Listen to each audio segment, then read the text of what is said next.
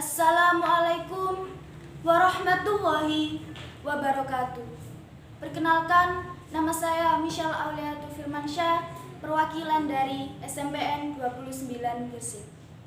Yang terhormat Dewan Juri sekalian, pertama-tama marilah kita panjatkan puji syukur kehadirat Tuhan Yang Maha Esa atas nikmat yang telah diberikan, sehingga kita semua masih dalam keadaan sehat walafiat sampai saat ini. Saya di sini ingin membagikan sedikit cerita perjuangan para pahlawan kita dan peristiwa Sumpah Pemuda yang menjadi janji pemuda Indonesia.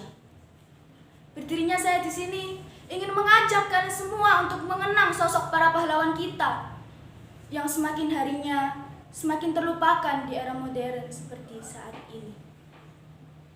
Alangkah baiknya jika kita mengenang jasa para pahlawan kita yang rela mencurahkan seluruh tenaganya demi mempertahankan kemerdekaan Indonesia.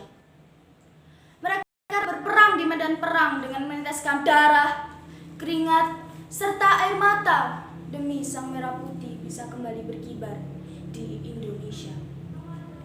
Maka dari itu, saya di sini ingin mengajak kalian semua untuk mengenang lagi jasa para pahlawan kita, yang mungkin tanpa mereka kita tidak bisa menikmati nikmatnya kehidupan merdeka. Apa kalian tahu pejuang asal Surabaya yang mengobarkan semangat pemuda-pemuda di Surabaya? Tokoh itu tak lain dan tak bukan adalah Bung Tomo yang mengobarkan semangat pemuda di Surabaya. Sutomo, atau yang lebih kita kenal dengan nama Bung Tomo, lahir di Kampung Blauran di pusat kota Surabaya, tepatnya pada tanggal 3 Oktober 1920. Ayah bernama Kartawan Cipto Wijaya yang merupakan kepala keluarga kelas menengah, dan beliau juga pernah bekerja sebagai anggota pemerintah. Dan ibunya bernama Sustina yang darah campuran Sunda, Jawa Tengah, serta Madura. Beliau pernah bekerja sebagai anggota kepolisian di Kota Praja dan pernah menjadi anggota Serikat Islam sebelum ia pindah ke Surabaya dan menjadi distributor lokal perusahaan mesin jahit sinar.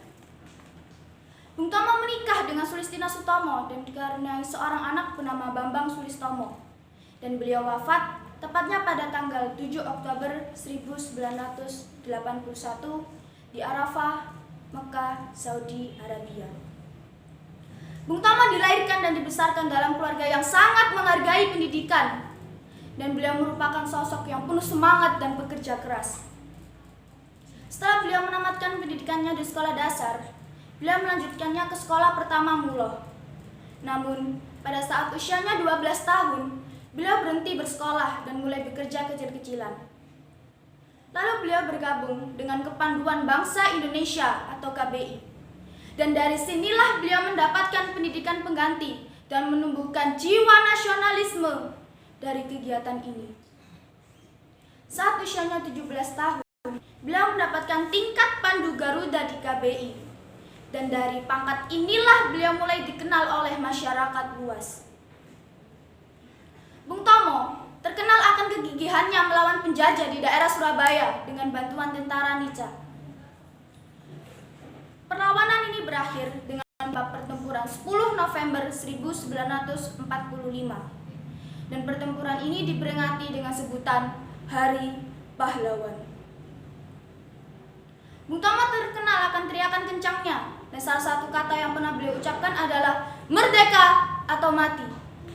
Kata ini yang pernah beliau ucapkan dengan lantang di banyak siaran radio pada masa itu. Apa kalian tahu peristiwa Sumpah Pemuda? Sumpah Pemuda lahir dalam pertemuan Kongres Pemuda II, tepatnya pada tanggal 28 Oktober 1928. Dan dalam pertemuan ini juga ditetapkan bahwa bahasa Indonesia menjadi bahasa resmi negara Indonesia. Berikut isi Sumpah Pemuda. 1. Kami putra dan putri Indonesia mengaku bertumpah darah yang satu, bangsa Indonesia. 2. Kami putra dan putri Indonesia mengaku berbangsa yang satu, bangsa Indonesia.